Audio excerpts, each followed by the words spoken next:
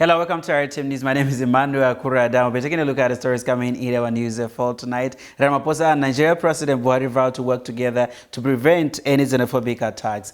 The recent spate of violent xenophobic attacks are unacceptable and they can never happen again, Nigerian President Muhammadu Buhari told President Cyril Ramaphosa during his state visit to South Africa. The two countries signed a total of 32 agreements that would further strengthen ties between them in trade and industry, investment, energy, defense and security, immigration, justice and police, among others. Buhari and Ramaphosa agreed that the recent xenophobic attacks have put a lot of things at risk for the two countries, and the Nigerian president called on South Africa to put in place mechanisms to stop any such attacks before they happen. During a joint media briefing at the Union Buildings, Buhari said he had agreed with Ramaphosa that the two countries would initiate measures to prevent such attacks. Staying in South Africa, drunk judge Nkola Motata is a case to be finalized next week, say Mukwen. Disgraced Judge Nkola Motata will know next week whether he will keep his job over a decade after he was recorded swearing at onlookers after he crashed his Jaguar into a worldwide drunk. Chief Justice Mukwen said yesterday that Motata's case would be finalized next week. The Judicial Conduct Tribunal had in 2018 found that Motata's conduct at the scene of a car accident in 2007 when he drove into the wall of a house in Johannesburg, and the remarks he made at the time were racist and were prejudicial to the impartiality and dignity of the court. Motata was convicted of drink driving. Still in South Africa, Helen Zille defends IRR calling for Alan White to replace Mmusi Maimane. Former DA leader Helen Zille has defended a controversial opinion column calling for Western Cape Premier Alan White to replace the party leader Mmusi Maimane at the helm of the country's official opposition. However, she was quick to explain that she would have framed that call differently because, as it is, it could lead to the article being read out of context. These after a political storm erupted after Institute of Race Relations analyst Herman Pistorius wrote an article in which he called on Maimane to step down and be replaced by White in his column. And taking a look at the last story coming in this segment, two police officers suspected of KZN post office robbery killed in shootout with cops. Two police officers are believed to be part of a post office break-in on Wednesday evening in Dalton, KwaZulu-Natal were shot and killed when they opened fire on patrolling law enforcement officers, the police say. The police officers, a male sergeant and female constable, were escorted by a team comprising the Hawks, the National Intervention Unit and others while conducting operations in the area. National Police spokesperson Brigadier Nisnu Naidu said at about 2:30 the team was on the road between Greyton and Dalton when they spotted a police patrol vehicle approaching them, said Naidu. When the team tried to flag them down, the sergeant in the patrol vehicle allegedly opened fire on the team, which had to return fire, said Naidu. Both the police officers were killed in the shootout. After the short break, we'll be continuing in the rest of Africa. Stay tuned. Education and entertainment for spiritual messages uplifting your soul. We are here. RTM, RTM, RTM, RTM. Redemption Television Ministries, redeeming lives is our focus.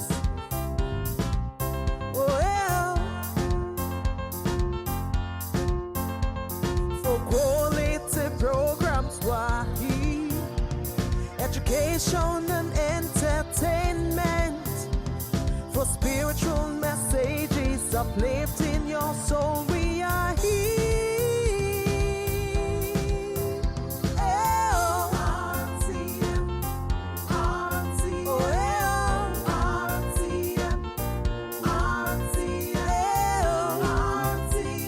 Redemption Television Ministries, redeeming lives is our focus.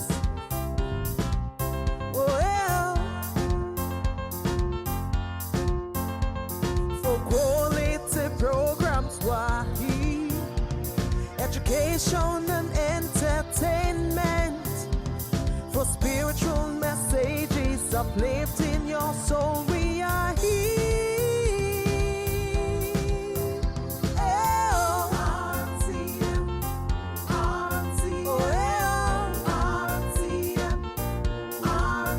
Thank you so much for staying with us. The Cameroon's government proposes a special status for Anglophone regions, releases prisoners.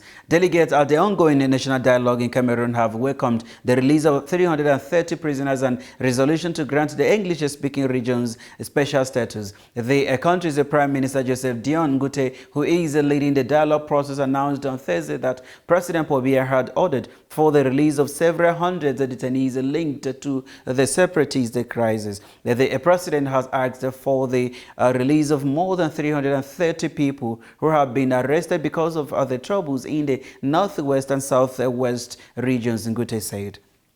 Staying in this segment, Uganda police arrested Bobby Wine supporters over banned red beret. Police in Uganda yesterday detained 6 supporters of pop star and presidential hopeful Bobby Wine for wearing red beret, a banned symbol of his people power, pressures group. A spokesperson for the movement said. Joed, a spokesperson for Wine's People's Power movement, told Reuters the youth were detained in Kabalagala, a suburb in the south of the capital Kampala, where they were holding a news conference to denounce the government's red beret ban. The youth were emphasizing that we commit no offense when we wear these berets, said, adding that police stormed the event and detained the 6 while others fled. Still in these segments, Somalia hopes to counter Al-Shabaab with a new education curriculum.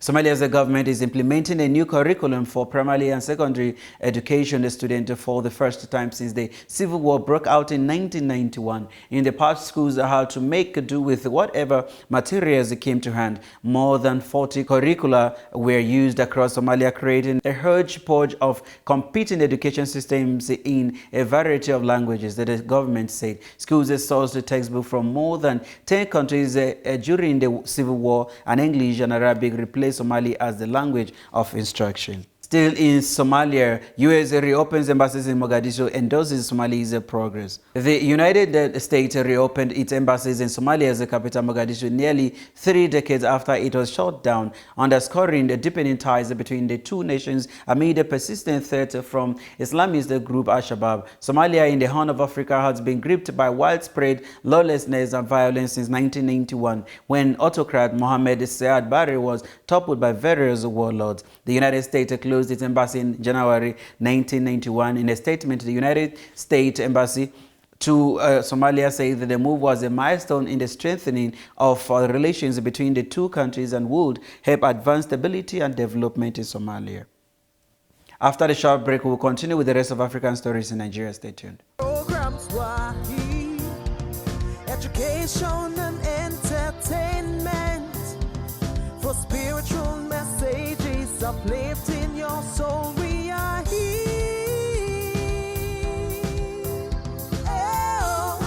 RTM, RTM, RTM, RTM. Redemption Television Ministries, redeeming lives is our focus.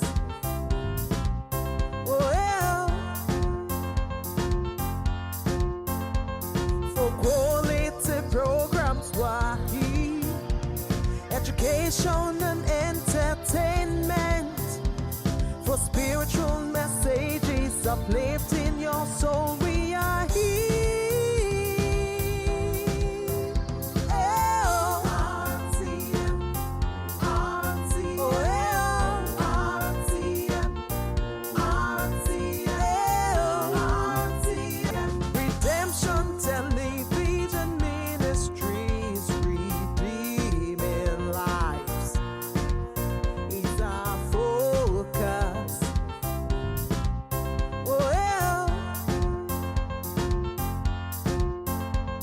For quality programs were here, education and entertainment, for spiritual messages uplifting your soul. We are here.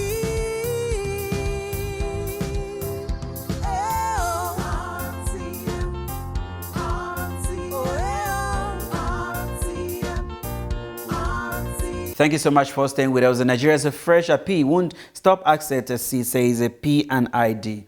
The Process and Industrial Development Limited has said Nigeria's fresh appeal moves will not stop it from commencing the seizure of the country's asset. It said the federal government must meet the deadlines for the payment of $200 million security deposit and £250,000 cost by a London court on September 26, 2019. The Minister of Information and Culture, Lai Mohammed, had said on Wednesday that the federal government had directed its lawyers to seek the leave of the court to appeal against last week's ruling of Justice Christopher Butcher of the Commercial Court in London imposing the payment as conditions for granting a stay of execution of a $9.6 billion award in favor of P&ID. The court's ruling ordered Nigerian to pay $200 million security found into the court's account within 60 days as the condition for granting the nation's request to stay execution in the $9.6 billion award in favor of the P&D and the £250,000 cost to the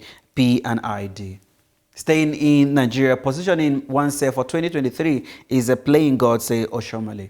The national chairman of the All Progressive Congress, Adams Oshomale, has said only those who play God will be talking now about grabbing power in 2023 or be printing posters. He also accused the People's Democratic Party of pasting his and other stalemates of the party's posters for 2023 presidential campaign in order to cause disaffection in the ruling party. Besides, he accused the PDP and the coalition of United Political Parties of dragging the judiciary into murky waters of politics because it lost at the Presidential Election Petitions Tribunal. Oshomale spoke in Abuja on Thursday at a reconciliation meeting with aggrieved aspirants and stakeholders from Bayelsa. Still in Nigeria, Ogun Assembly indict Amosun recalls council bosses.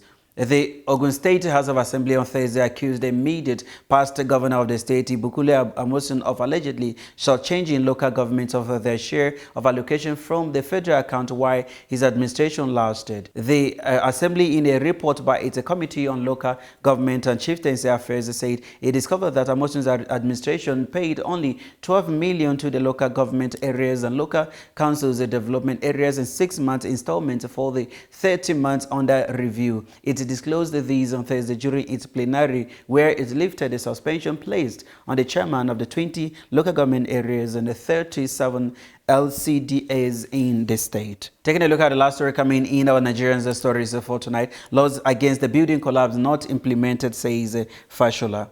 The Minister of Works and Housing, Babatunde Fashola, yesterday said Nigeria had adequate laws to check the menace of building collapse as well as to prosecute offenders, but noted that many of such laws were not implemented. Fashola, who would say these in his office while playing host to a delegation from the National Building Advisory Committee led by its chairman, Mohammed Faworaja, also stated that any individual found culpable in a building collapse incident must be made to face the law. The minister said anytime a building collapse happens like that, somebody must have acted wrongly at the design materials or any other stage. Let him be thoroughly investigated and prosecuted. At least such action will make people sit up and do the right thing, he stated. After the short break, we'll be taking a look at our international stories. Stay tuned. Programs education and entertainment for spiritual messages uplifting your soul. We are here. RTM, RTM, RTM, Redemption Television Ministries, redeeming lives is our focus.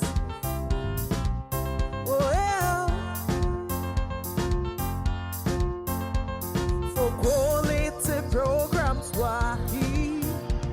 education and entertainment for spiritual messages uplifting your soul. We are here. RTM, RTM, RTM, Redemption Television Ministries, redeeming lives is our focus.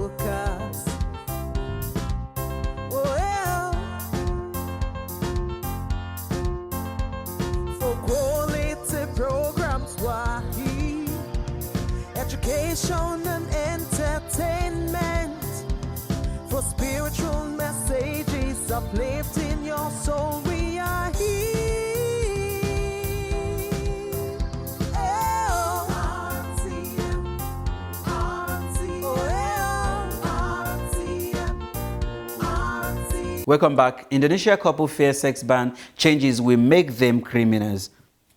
After 13 years of happily unmarried life that has brought them 3 children, one middle-aged Indonesian couple is worried their relationship is neither legal nor official, and a controversial new penal code to be discussed in Indonesia parliament could make them criminals by banning consensual sex outside marriage. Although President Joko Widodo ordered Parliament to delay a vote on the legal changes last month after a street protest, Indonesians who could be affected are increasingly worried. If the government brings up the unofficial marriage issue again, it will be a problem and will burden our minds, say the husband who works as a porter at a clothes market. Staying in this segment, Kashmiri journalists stage a protest against media gag.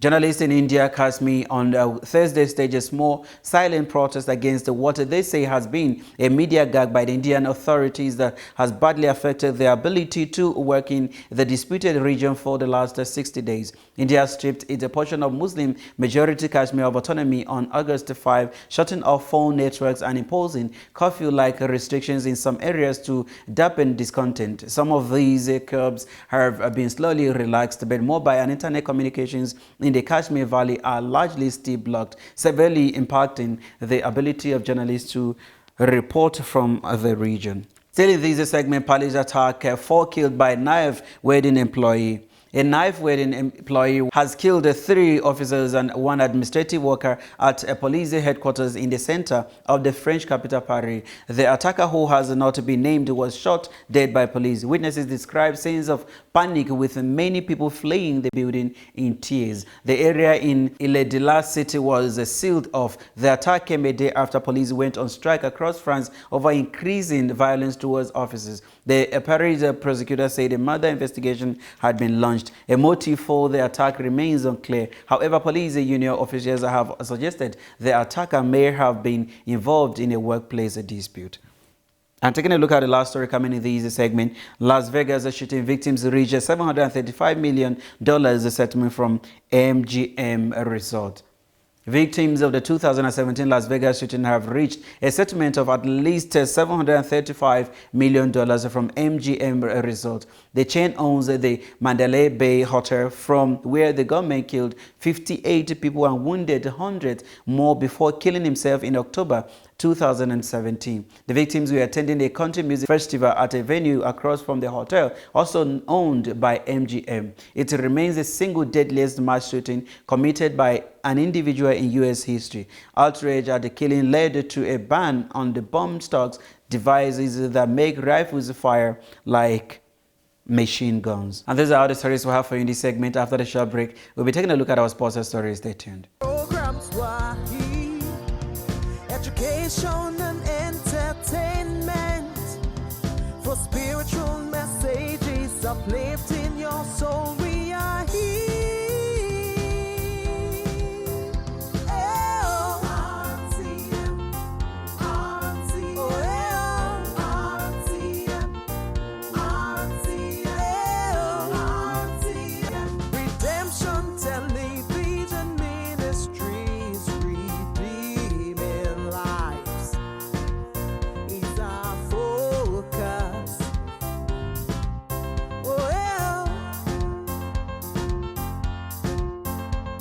For quality programs, why education and entertainment, for spiritual messages uplifting your soul. We are here. RTM, RTM, RTM,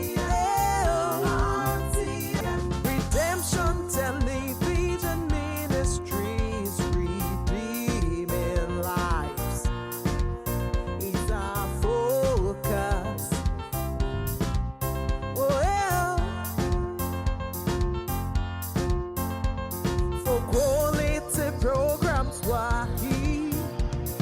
education and entertainment, for spiritual messages uplifting your soul. We are here.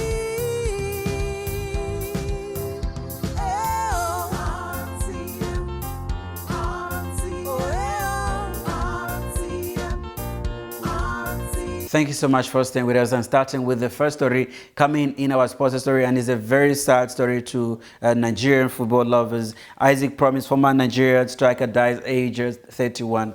Former Nigerian striker Isaac Promise has died at the age of 31. His club, America side Austin Boulder, said that he passed away on Wednesday night but offered no explanation as to the cause. Promise was captain of the Nigerian side that won a silver medal at 2008 Beijing Olympics. He spent much of his career in Turkey with Trabzonspor among his former clubs, and also had a brief spell in Saudi Arabia with Al Ahly.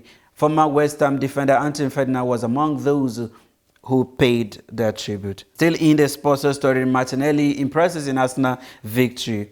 Teenager striker Gabriel Martinelli scored 2 goals and set up another to give Arsenal victory over Standard Liège in the Europa League. There was less than 3 minutes between the 18-year-old Brazil's first and the second goals, while teammate Joe Willock 20 made it 3-0 before halftime. Martinelli, who joined for 6 million this summer, later set up Dani Ceballos for his first Arsenal goal. Arsenal sit top of Group F with 2 wins from 2 games.